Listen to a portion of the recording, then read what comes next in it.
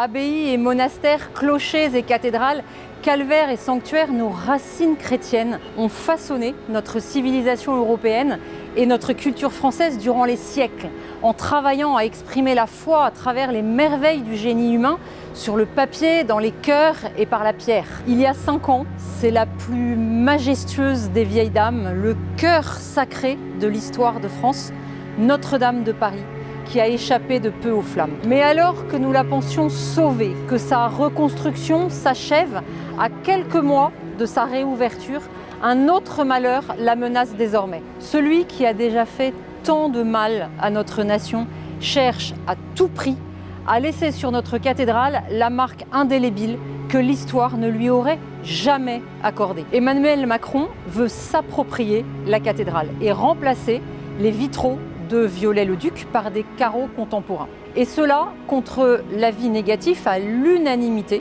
de la Commission nationale du patrimoine et de l'architecture.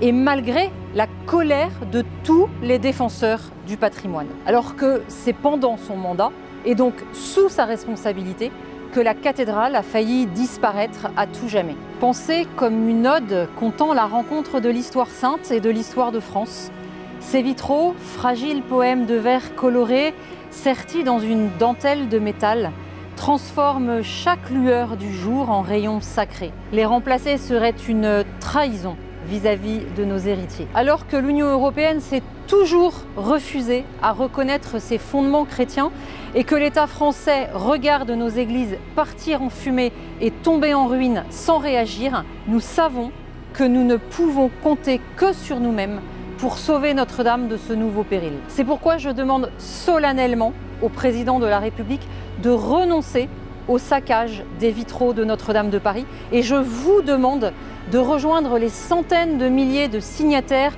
de la pétition d'opposition qui se sont déjà mobilisés pour l'en empêcher. Alors que nous allons bientôt profiter de ces journées européennes du patrimoine qui vont faire l'émerveillement de tous les amoureux de nos monuments, aidez-moi, aidez-nous à mobiliser en partageant cette vidéo autour de vous pour convaincre un maximum de Français. Nous avons 100 jours pour agir avant qu'il ne soit trop tard. Nous avons 100 jours pour être à la hauteur du travail et du sacrifice des bâtisseurs et des restaurateurs de Notre-Dame qui nous ont donné la plus noble des missions, transmettre à nos enfants l'héritage qui nous a été confié.